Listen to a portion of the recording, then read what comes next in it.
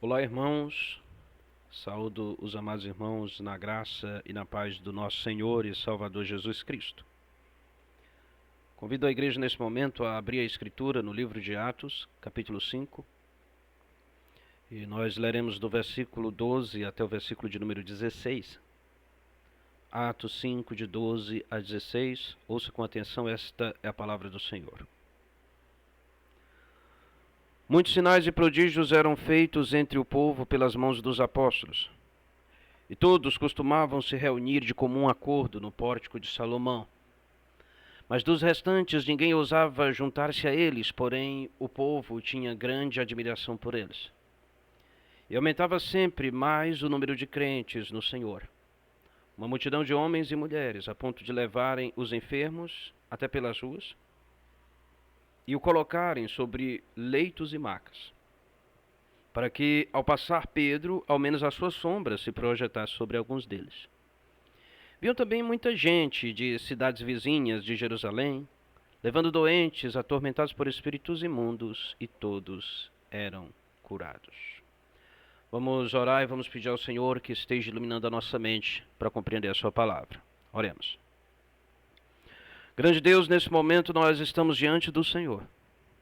E te pedimos que o Teu Espírito Santo esteja agindo no coração, esteja agindo na mente dos nossos irmãos. Que Teu Espírito Santo esteja fazendo com que compreendamos a Tua palavra e vivamos de acordo com ela. É em nome do Teu amado Filho, Jesus Cristo, que a Ti eu oro. Amém. Um dos assuntos mais comentados na internet nos últimos dias é a mega operação que foi feita pelas forças de segurança do Rio de Janeiro. Essa mega operação, chamada de Operação Contenção, ela tinha o objetivo principal de conter a expansão territorial da facção que é denominada Severo, ou Comando Vermelho. É interessante quando a gente olha para essas facções que parece que o que tem é um tipo de estado paralelo. Porque eles têm o seu próprio território, têm as suas próprias leis, de uma certa forma eles cobram até impostos, têm os seus próprios tribunais, têm as suas punições que são mais severas, bem mais severas do que a punição do próprio Estado, as punições do próprio Estado brasileiro. E quando a gente olha, a gente percebe que aquelas pessoas que fazem parte do governo, elas gostam de falar de soberania nacional, mas o poder deles é limitado, de uma forma que, em partes do próprio território brasileiro, eles não têm poder, mas o poder lhes foi tomado. E assim a gente vê que todo poder humano, embora coloquem até palavras pomposas, como a palavra soberania, mas todo poder humano é limitado, é falho e é frágil. Somente existe um que tem verdadeira soberania. Somente existe um que tem poder sobre todas as coisas. E esse é Yahvé, o Senhor, o nosso Deus. Ele tem poder sobre todas as coisas. E quando nós lemos a Escritura, nós vemos que esse Deus, que é Senhor de tudo, Ele também deu poder à sua igreja. E a igreja, em todo lugar, em todo território, em toda cultura, ela tem poder para dizer: o tempo está cumprido, o reino de Deus está próximo, arrependam-se e creia no Evangelho. A igreja, ela é sustentada pelo maior poder que existe. A igreja, ela é sustentada pelo poder do próprio Deus, que em seu Espírito, que é o Espírito Santo, age na igreja. E é exatamente isso que esse texto vai nos ensinar, esse texto que nós acabamos de ler vai nos ensinar. Ele vai nos ensinar que a igreja, ela subsiste pelo poder do Espírito Santo. Mas para entender isso, a gente precisa entender o contexto no qual ela está inserida. Esse texto ele está logo depois daquele texto de Ananias e Safira. Esse casal ele entrou em acordo para mentir para a igreja. Eles venderam um terreno por um determinado preço, retiveram parte do dinheiro e levaram o restante dizendo que aquilo era todo o dinheiro que eles haviam conseguido com a venda do terreno. Vimos em nosso sermão anterior que o pecado não é a quantidade de dinheiro que eles deram, mas Pedro vai dizer que o pecado foi a mentira. E que eles mentiram não somente para a igreja, eles mentiram não para homens, diz o apóstolo Pedro, mas eles mentiram para o Espírito Santo, eles mentiram para Deus. Inclusive, esse é um dos textos provas para a doutrina da Trindade, especificamente para a ideia de divindade do Espírito Santo. Nós vemos que Pedro, ele identifica o Espírito Santo como sendo o próprio Deus.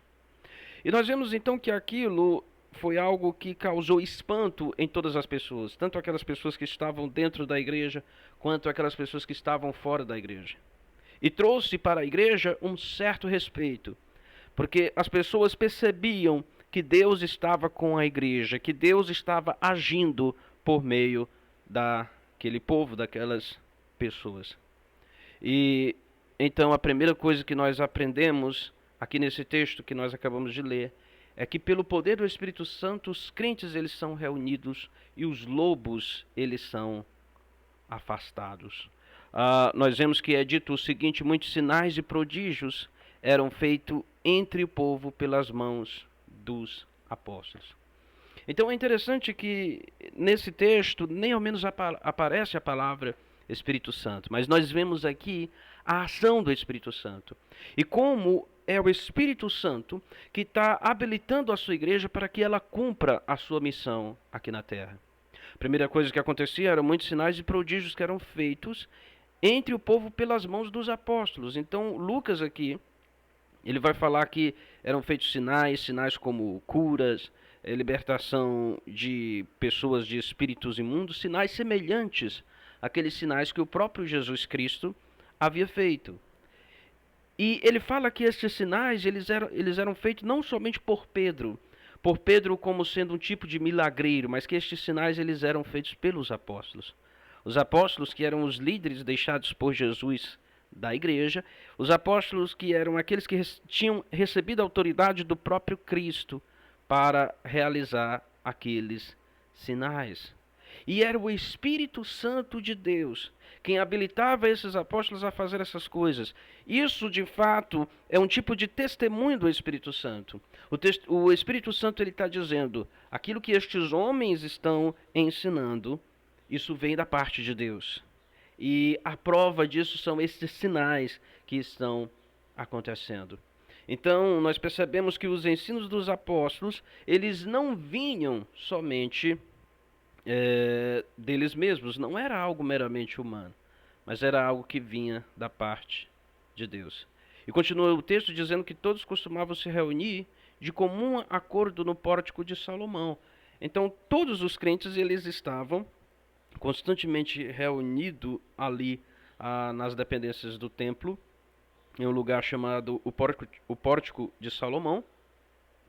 E eles estavam reunidos para adorar a Deus, para louvar ao Senhor. Estavam ali também para evangelizar, para falar de Cristo, para aquelas pessoas que ainda não haviam se convertido. E eles mantinham a comunhão dos santos. Eles mantinham a comunhão com Deus e eles também mantinham a comunhão uns com os outros. Então, o que podemos aprender aqui? A primeira coisa é que a evangelização, ela é uma obra do Espírito Santo. Bem, a evangelização é uma obra da igreja, mas a igreja, ela age pelo poder do Espírito Santo. Quem está movendo todas as coisas para que as pessoas sejam alcançadas é o Espírito Santo de Deus. E isso, de forma alguma, é um motivo para nós não evangelizarmos. Isso de forma alguma é um motivo para nós não falarmos de Deus. Pelo contrário, isso é motivo para evangelizarmos, isso é motivo para nós falarmos de Deus.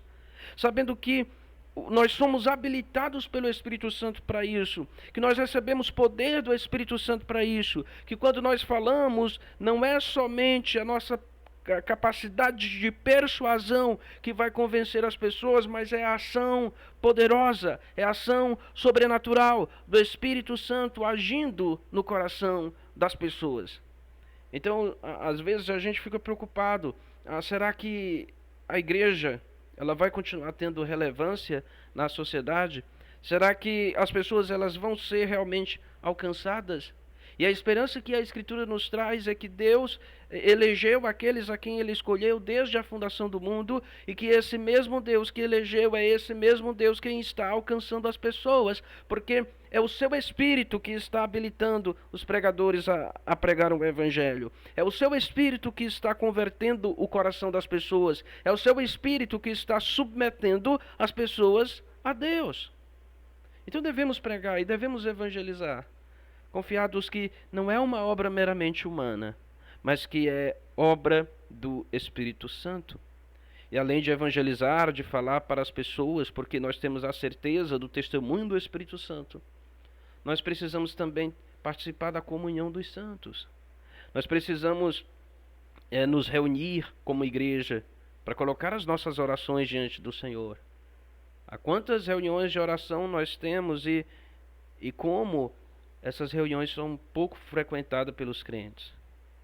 Então é algo que deveríamos dar mais importância, é algo que deveríamos dar mais valor, nos reunir com os nossos irmãos para a oração, nos reunir com os nossos irmãos para desfrutarmos dos prazeres do dia a dia, nos reunir com os nossos irmãos para louvar e para adorar ao Senhor, fazer parte da vida um do outro, isso que é a vida de igreja.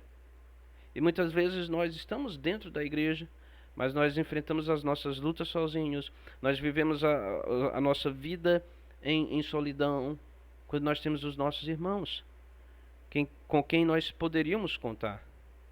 Mas o que acontece é que muitas vezes nós não confiamos em contar com os nossos irmãos.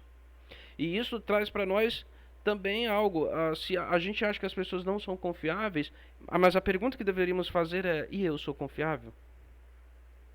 Então eu vou procurar ser confiável.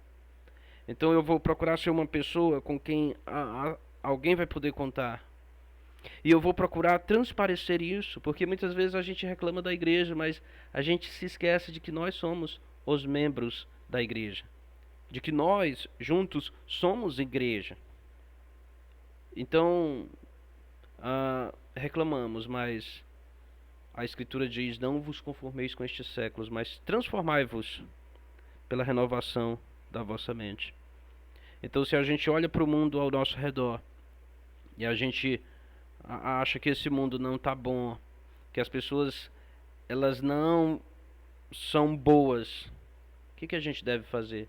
Transformar a nós mesmos, transformar a nossa mente, ou seja, pensar de acordo com aquilo que Deus pensa, olhar o mundo a partir da perspectiva de Deus, olhar o mundo a partir das Escrituras. É o que precisamos fazer.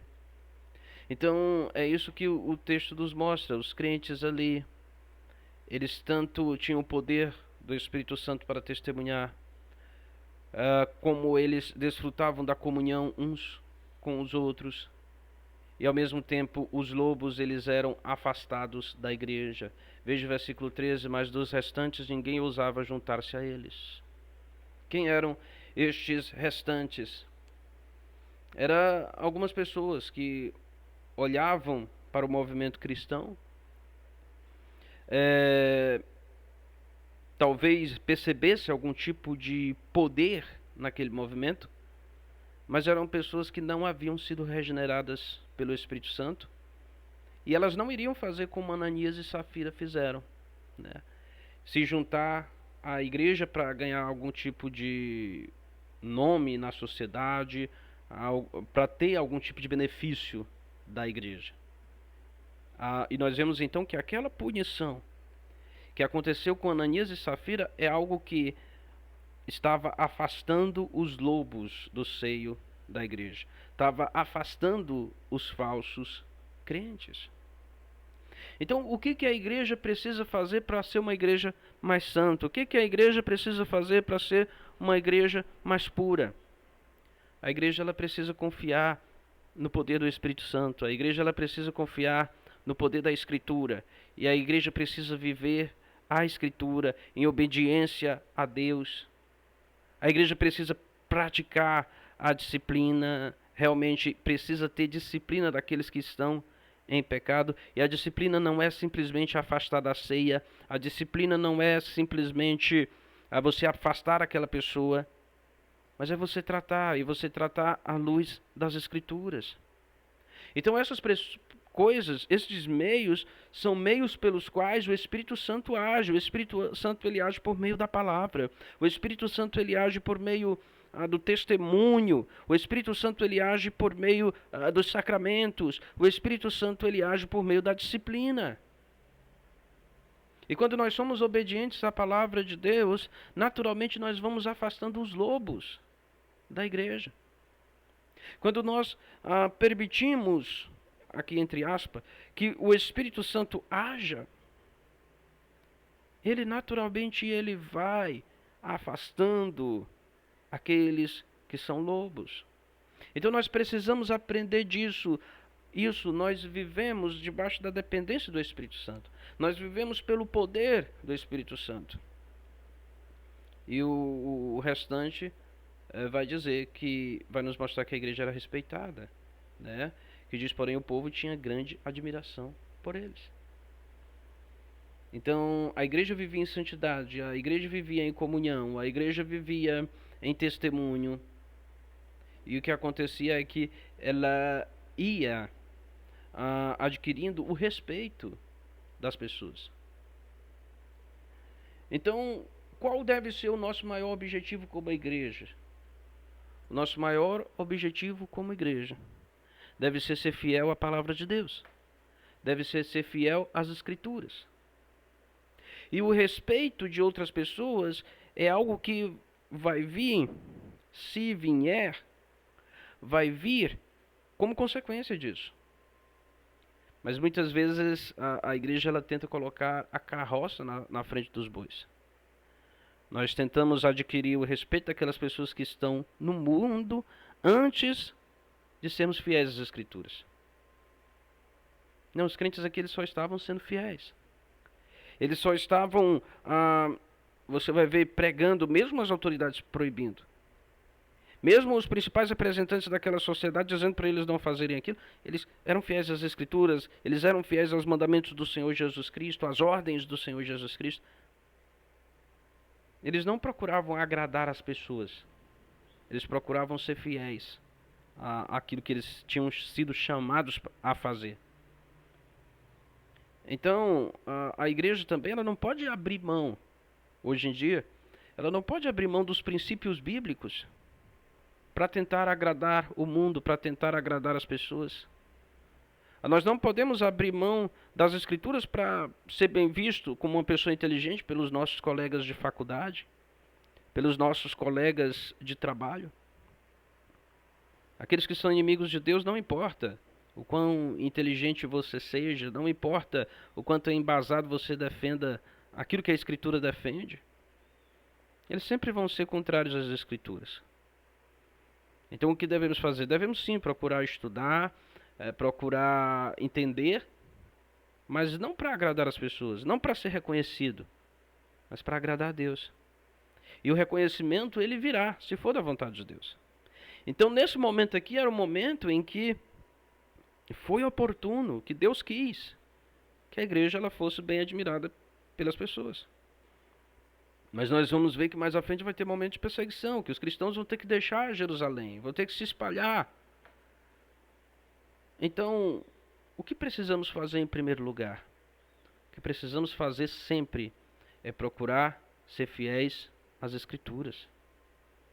E esses cristãos aqui, eles procuravam de tal forma que eles vão ser levados aos tribunais, eles vão ser julgados, eles vão ser mortos.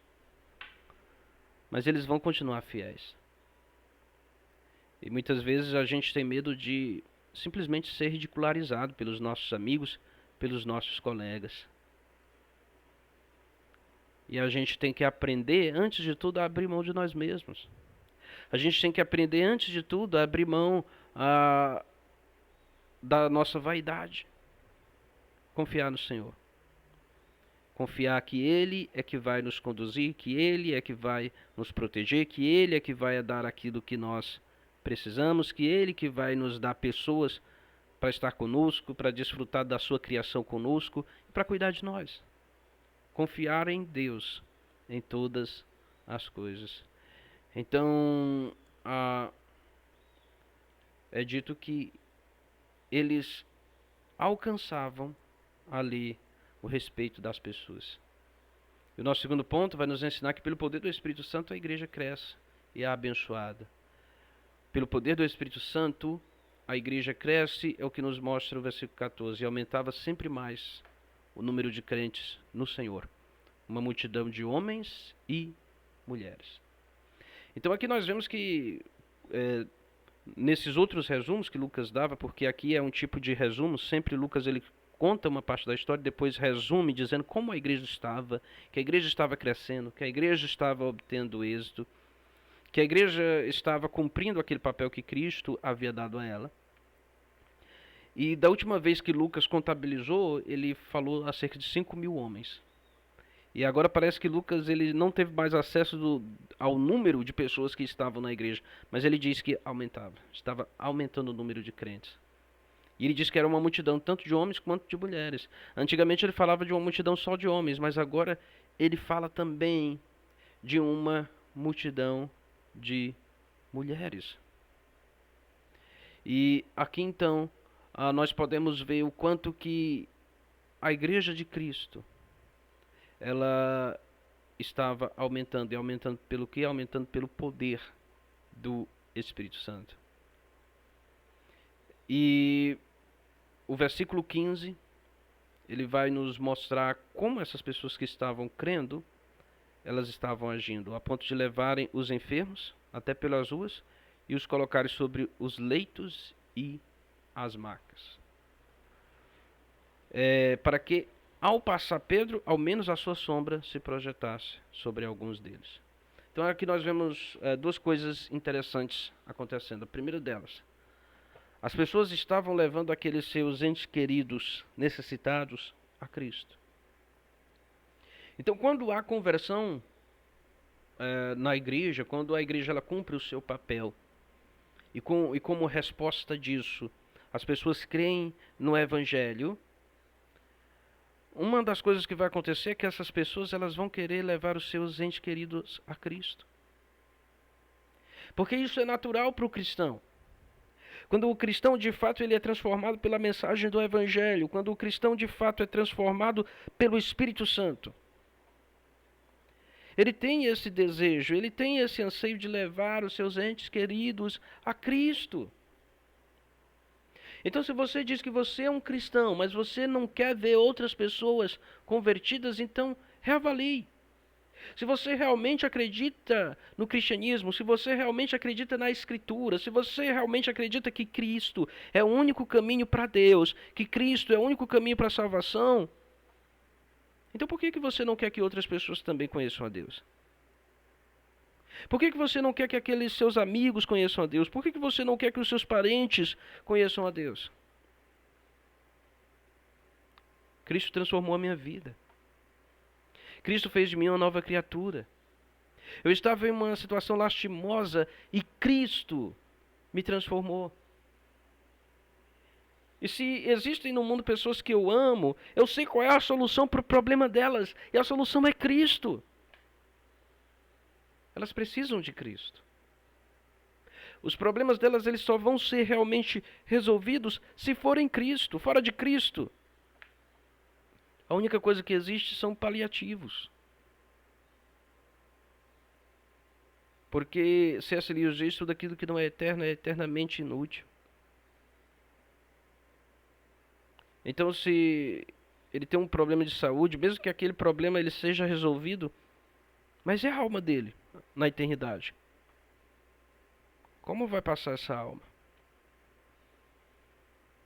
Então a gente tem que pensar não somente como pensa os homens que não são cristãos, com os homens carnais, que nasceram somente da carne. Mas nós devemos pensar como pessoas espirituais, que nasceram do Espírito, que olham o mundo da perspectiva de Deus. A nossa vida não se limita a essa existência. A nossa vida não se limita a essa terra. Nós precisamos querer o bem daqueles que amamos. E a maior demonstração de amor que nós podemos demonstrar a elas é tentar levá-las a Cristo. Tentar levá-las a Cristo evangelizando, falando de Cristo para elas. E levá-las a Cristo também em oração. Nós somos crentes, nós acreditamos que quando nós oramos, nós falamos com Deus. E nós acreditamos que Deus ele tem poder sobre todas as coisas. Mas muitas vezes nós negligenciamos a oração, nós olhamos para a oração como os incrédulos olham para a oração. Alguém que simplesmente está falando sozinho. Nós não estamos falando sozinho. Nós estamos falando com o Senhor de todo o universo. Então, se eu tenho um filho doente, eu levo a Deus em oração. Se eu tenho um parente envolvido com drogas, eu levo a Deus em oração. E eu levo confiando que Deus é o Senhor dele, porque Deus é o Senhor de todas as coisas e que se Deus quiser, Deus irá livrá-los dessas coisas. E que se essa não for a vontade de Deus, mas eu estou fazendo o meu papel. E pelo menos eu falei com Deus. E eu tenho esperança de que Deus é um Deus bom e que Deus é um Deus justo e que tudo aquilo que Ele faz é o melhor. E pedir para que Deus ele possa acomodar o meu coração à sua vontade. Mas algo que eu não posso deixar de fazer é levar em oração o problema daqueles que amamos. Essa é uma das maiores demonstrações de amor que nós podemos demonstrar. Colocar em oração aqueles que nós oramos e ter uma vida de oração. E aqui uma coisa que nós vamos ver é que embora aqueles crentes eles tenham sido convertidos, embora aqueles crentes fossem crentes fiéis, mas ainda existia neles um certo tipo de pensamento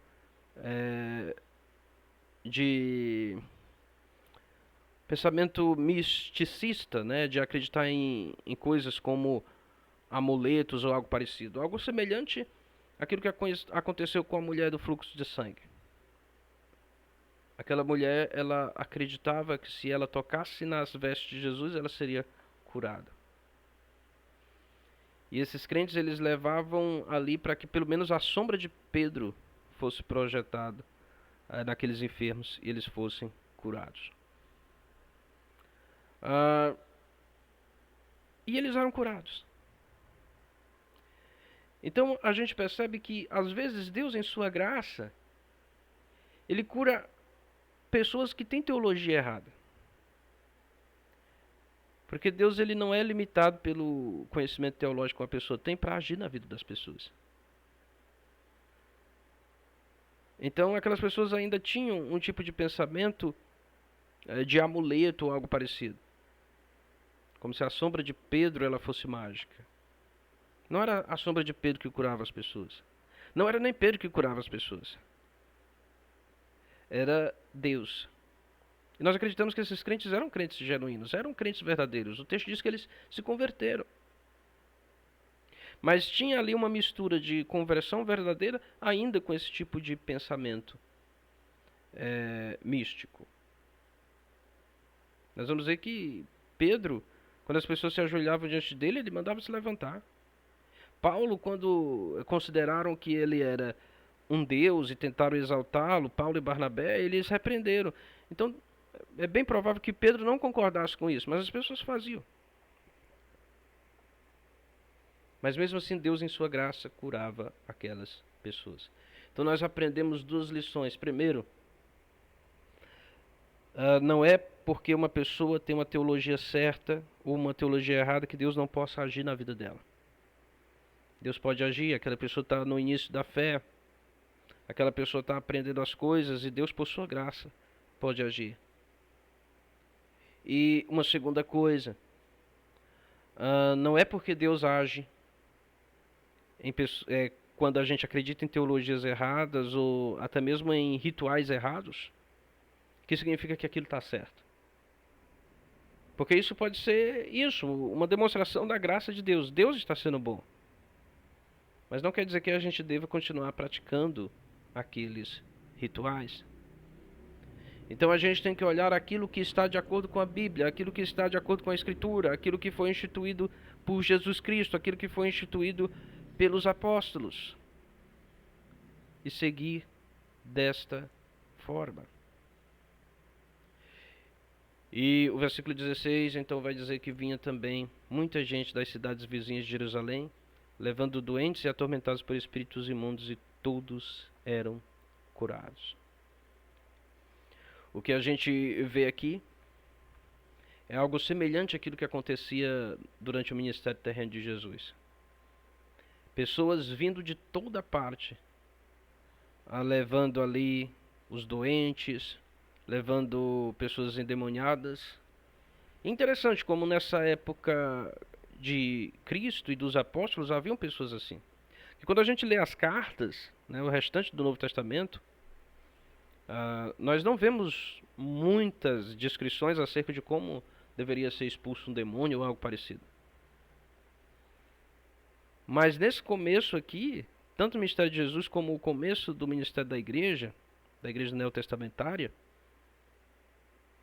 a gente vê muita ação dos espíritos malignos. E a gente percebe que aquele período foi um período ímpar na história humana. Foi um período no qual algo divisor de águas estava acontecendo. O momento mais importante da história humana. E o inferno estava apavorado. E o inferno estava atacando com todo vigor. Os poderes malignos estavam atacando com todo vigor.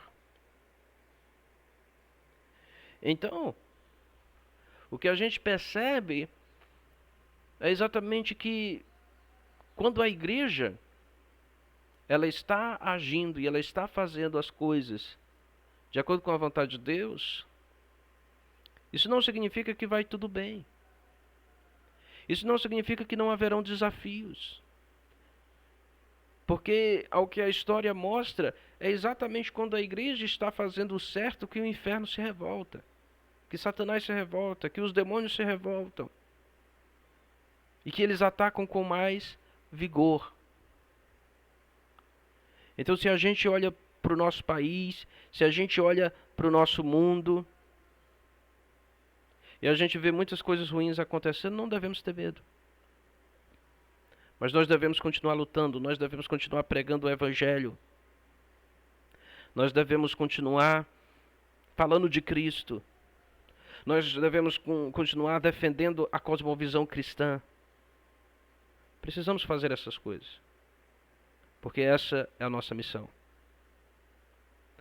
Nós não devemos fazer essas coisas para ser reconhecido pela sociedade, nós não devemos fazer o que é certo para ser reconhecido pelos nossos familiares. Muitas vezes, por exemplo, os pais eles tentam criar bem os seus filhos para ser reconhecido pelos seus filhos, mas a triste notícia, nem sempre eles vão reconhecer. E se a gente for fazer as coisas para ser reconhecido por homens, é uma bela receita para se frustrar.